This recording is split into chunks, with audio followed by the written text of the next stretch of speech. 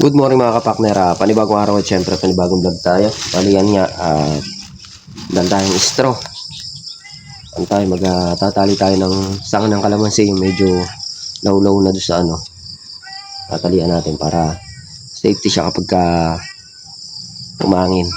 May nakita tayong mga nakalawlaw na alanganin, pwede siyang masiklat. Hindi naman lahat tatalian, lahat lang ng nakalawlaw na maraming bunga. Yan ang lalagyan natin kasi delikado mapiklat. Sayang pagka napiklat eh. Simula. Ando kasi yung mga kalakihan ng bunga ng kapakner. Dito tamang malalaki na rin yung bunga dito. Kaya lang, ay malalaki. Maraming bunga dito kaya lang, hindi siya ganun kalalaki pa. Medyo maliit pa. Kaya pa yan. Yun dun, sa may gawin. Pag ano. Lalagyan natin tali.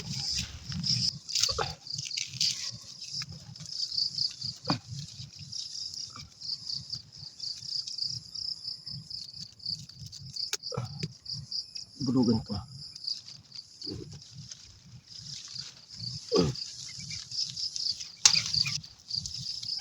Baho, bulugan to. Laki ng tinik.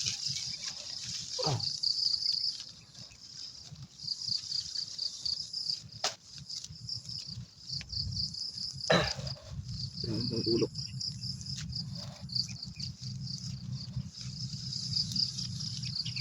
Yeah.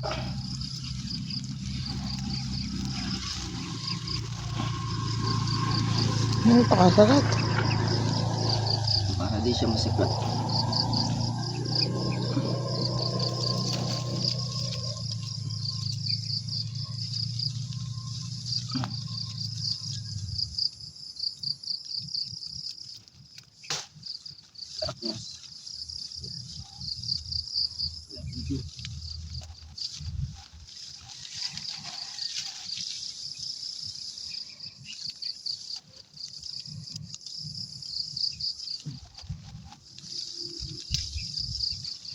Ito.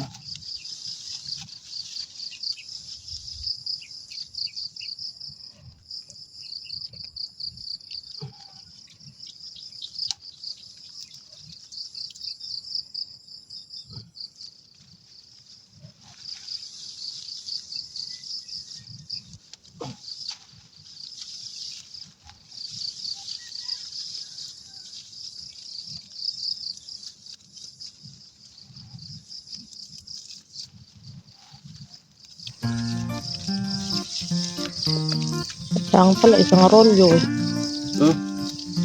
Ano? Kailangan pala maraming tali. Depende nga sa ano. Yan kasi nakaganyan na kayo yung mga kapakner. Pag umangin yan, sasalpak ng ganyan. Kasi siguraduhin natin, sayang kasi mababalin sa kanya. Ingatan natin yung mas tanga.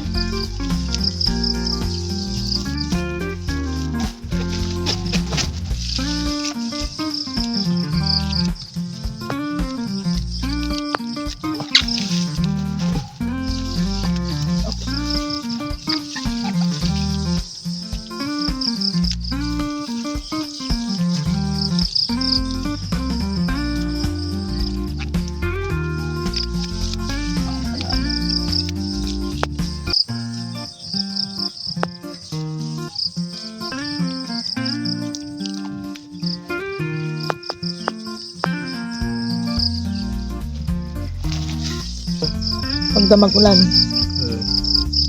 Kaya tumulan, sakto yung pagkakapakaba. Tempo.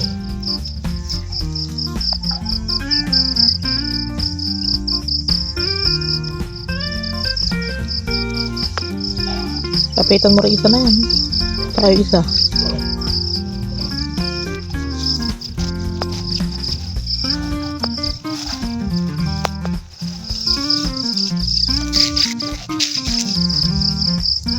Ay, may pastibilitik yan, masangal talaga yan.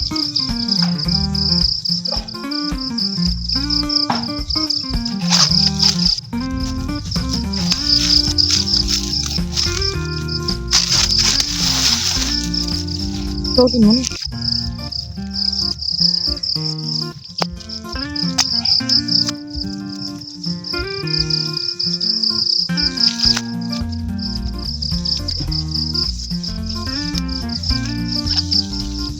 mapunta sa gitna.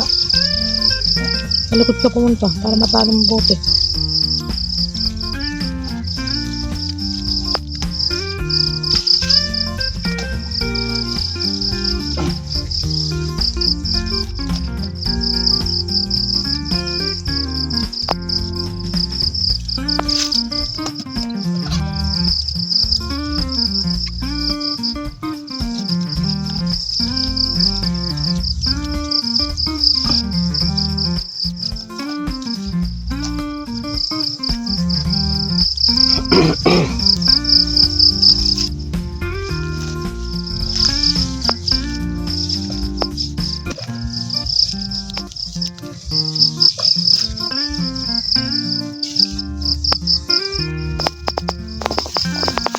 Ayan yung kabila.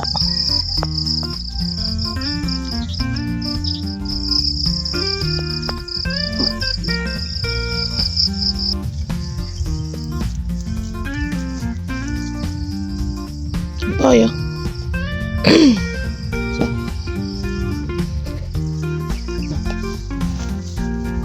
Sanga na yan.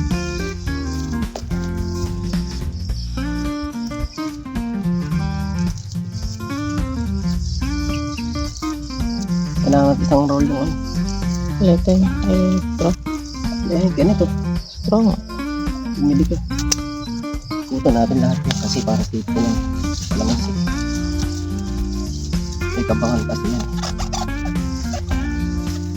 Pangatlong tudling pa lang ito na.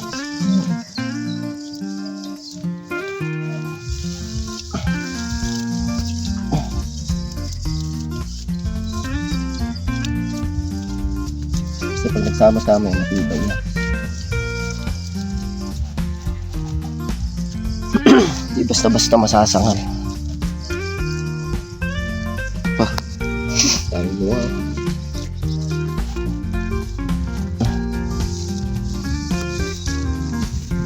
Ayun na lang yun, talian mo yun. Tapos ikabit mo doon. Para isang malaking sanga. Tali mo sa malaking sanga. Yan. Ito ngayon aalilayan ng tali.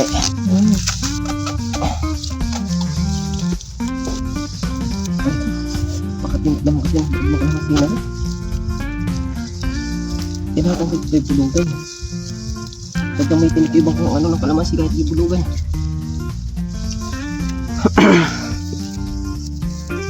Tapos ito.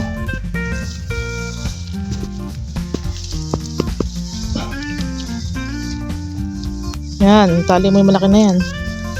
Paangat. Kasi flat yan. Kahit malaki na isang yan. Sabi na yun ang hangin yan. Tali mo din sa malaki. Kabila.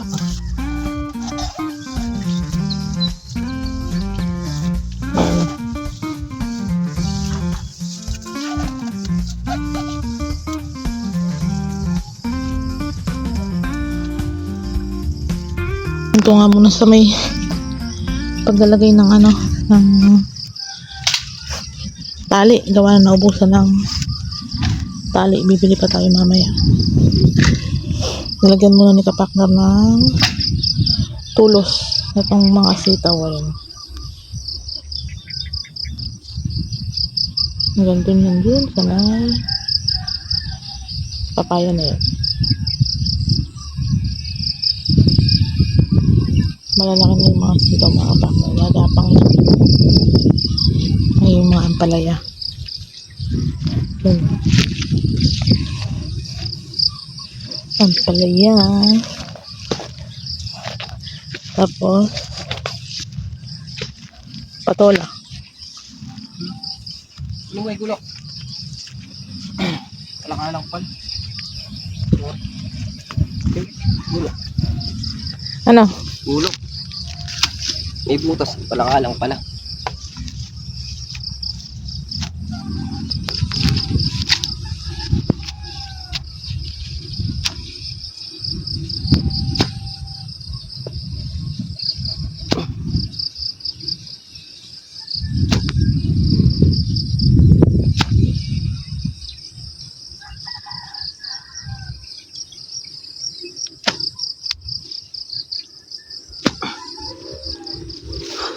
Itong sitawan. Parang pawak-pak. Kaya hatiin mo, ayun o. Dalawa, ito sa isa.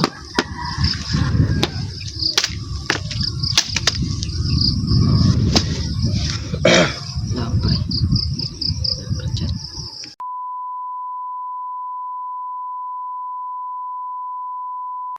Kaya mga kapaknar ha, balik bumalik na ulit tayo sa bukid. Kanina muna ng tanghali para kumain. Tapos bumalik tayo mga alas 3. Mga tayo ng tali.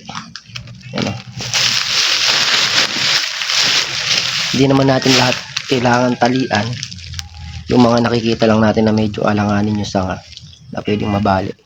Yun lang nilalagyan natin tali. Pero gayon pa man, naka 2 tudling lang mahigit kanina yung tali natin dala. Medyo marami din yung maigi ng yung mga nakapa-piklat bang gano'n, nakapa-alangan yung tinatalian natin. Yung sa babang baba naman kahit hindi mo talian, okay lang. Yung medyo mataas na alangan, yun na lang ang tatalian ko mamaya. Nag-start tayo, medyo mainit pa mga kapakner. Tapos sabay na rin tayo ng ayan, pausok na rin tayo bugo insekto. Bukas siguro kung hindi ulan, magang ma-spray, makapag-spray na kasi wala naman tayong ganong trabaho na dyan. Tsaka yung mga puno-puno, pag nagdadaanan ko at nagtatali ako ng puno ng kalamansi, nililinisan ko na ilalim ng puno, tinatanggal ko yung mga sukan. Natin maya nga tayo lulusok. Alas 4 pa lang, 3:40. Kaya mga kapakner at malilim na nga. Yan, start na si kapakner tali. Ha? Dami-dami po. Madami-dami. Bilang 100 puno eh.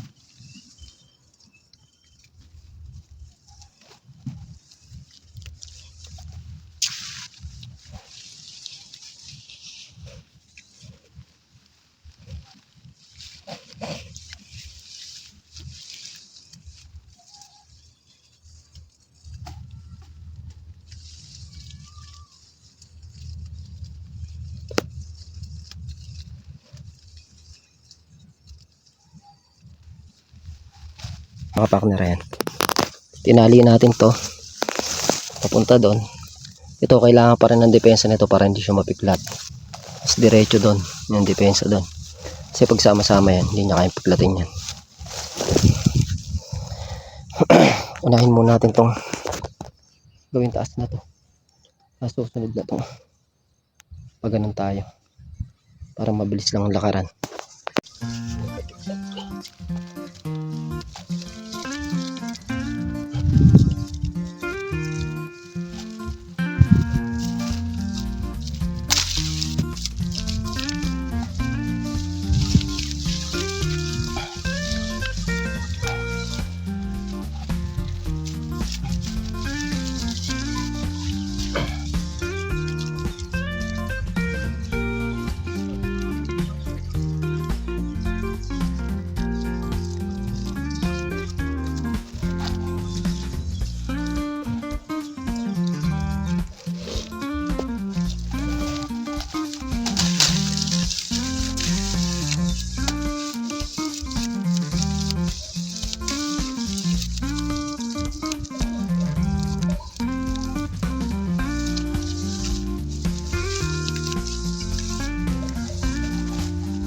Paano?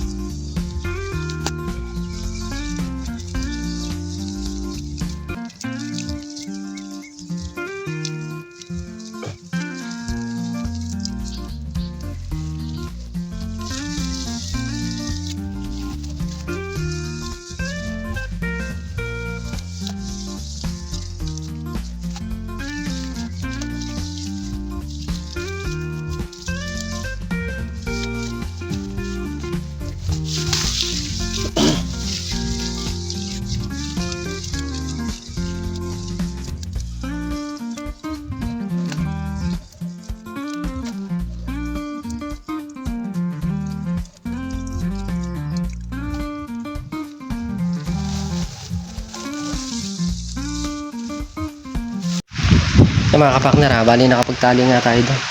Hindi naman natin lahat nilalagyan, yung mga medyo alanganis sanga lang. Pero yung halos gawin doon, halos nalagyan lahat. Hindi ito sa gawin baba tayo mag-aangin bukas. Gawa ng maambon na naman. Tapos medyo nagtatagal tayo sa puno, gawa ng sinasabayan ko ng puno-puno. Yung mga damo sa ilalim ng tabi ng puno ng kalamansi, tinatanggal ko na habang naglalagay ako ng tamsi. Hindi naman natin kailangan apurahin yung pagtatali niya, eka nga eh. Paunti-unti matatapos din. Kaya mga kapaknara, bali yan nga muna yung update sa kalamansi natin. At yun nga, at kinailangan lang natin itali yung mga ibang puno gawa ng para iwas siklat. Kung masisiklat ang kasinasanga dyan, malaking hinayang din, nakakapanghinayang kasi sayang bubungo na sanga na yung kung masisiklat lang. Kaya tayo ay inaagapan natin hanggat kaya natin, inaagapan natin para hindi tayo masiklatan ng sanga. Muli po, thank you po suporta mga kapakner. Ingat po lahat and God bless. Bye bye.